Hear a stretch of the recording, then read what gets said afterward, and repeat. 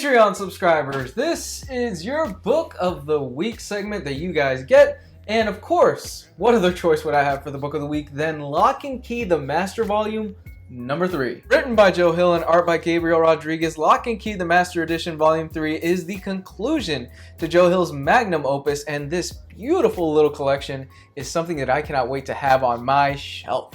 For those of you that have never read Locke and Key, the series centers around the characters of the Locke children. Now, the Locke children and their mom are forced to move into Lovecraft Manor after something tragic happens to them. The children soon find out that there are these special keys hidden inside the manor that once they use them on certain doors, they gain special abilities. For example, one key gives you super strength, another key lets you actually peer inside a person's mind and take out emotions, memories, and things like that, and another key lets you heal things that are broken. Along the way, the kids soon discover that there is this evil spirit that has ties to the Locke family that's been locked in the house.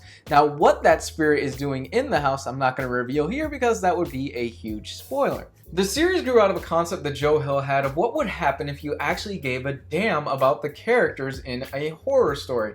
And the fact is that a lot of horror movies and horror books today, you really don't care about the kids or the characters in it, and they're pretty much just cannon fodder for the big monster. What I like so much about this series is that every single character is flawed, every single character is three-dimensional. You really do get a sense that these are real people that are dealing with this horrendous situation that they've been dealt with, that they've got depression issues, that they've got PTSD, that they are dealing with the fallout of a situation that happened with their father, and you actually do end up giving a damn all the way from the littlest kid named Bodhi to the mom. Gabriel Rodriguez's art style in this is absolutely stellar. He's got kind of a cartoony art style to it that I really enjoy. I'm not a fan of hyper-realistic art, so this really is something that is up my alley.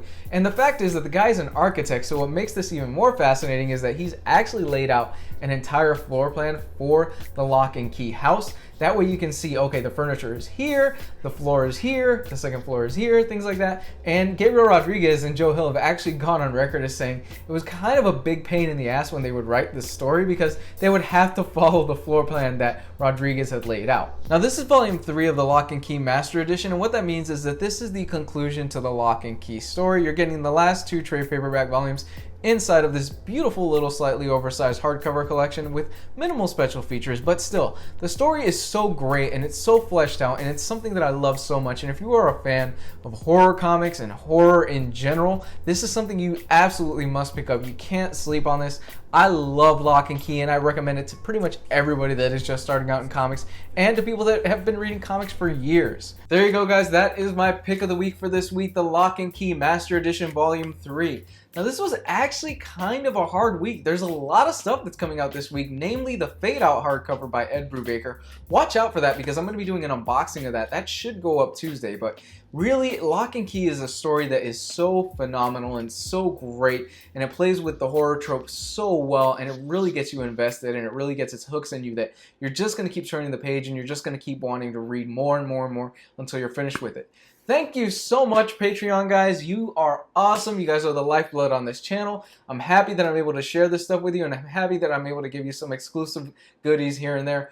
You guys are awesome. Keep watching. Love you. Bye.